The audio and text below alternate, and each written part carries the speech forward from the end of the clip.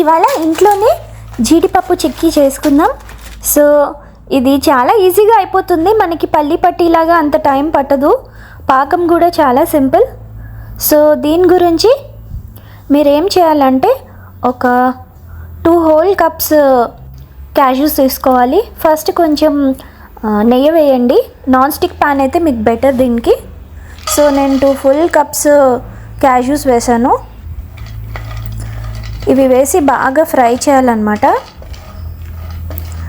ఇప్పటికీ నేను ఫస్ట్ 1 కప్పే వేసాను. సో దీని మీద మళ్ళీ నేను 2nd కప్ వేసాను. బాగా ఫ్రై చేయండి. ఇది ఏంటంటే రంగు మారక్కర్లేదు, జస్ట్ చిన్న పచ్చిదనం పోవడానికి, బాగా ప్రాపర్గా ఏం ఫ్రై చేయక్కర్లేదు, జస్ట్ 1 minute సరిపోతుంది. ఎక్కువ కలర్ మారేలాగా చేయొద్దు, బాగుండదు, కొంచెం ఫ్రై చేసేయండి. సో ఇప్పుడు దీనికి ఏంటంటే నేను ఒక 1 cup బెల్లం తీసుకున్నాను. ఈ బెల్లం ఏంటంటే ఫస్ట్ వాటర్లో వేసింది ఫిల్టర్ చేసేయడానికి, ఏమైనా చెత్త ఉంటే పోవడానికి.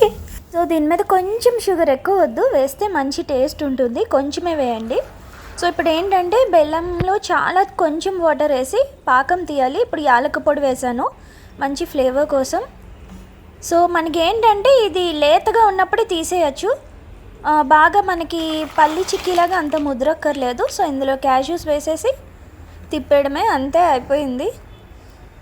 చాలా సింపుల్, ఇంకా హెల్దీ కూడా. పిల్లలు డ్రై ఫ్రూట్స్ తినడానికి ఇష్టపడకపోతే ఇలా చేస్తే వాళ్ళు తప్పకుండా ఇష్టపడతారు. అండ్ చాలా ఫాస్ట్గా అయిపోతుంది కూడా, చాలా డెలీషియస్గా ఉంటుంది. మీరు బయటది కొనాలంటే చాలా అమౌంట్ అవుతుంది, అదే ఇంట్లో అయితే మీరు చాలా తక్కువకి చేసుకోవచ్చు. ఇంకా పిల్లలు పెద్దలు అందరూ ఇష్టంగా తింటారు. ఇంకా బెల్లమే ఉంది కాబట్టి హ్యాపీగా పిల్లలకి పెద్దలకి ఇవ్వచ్చు. Okay, bye.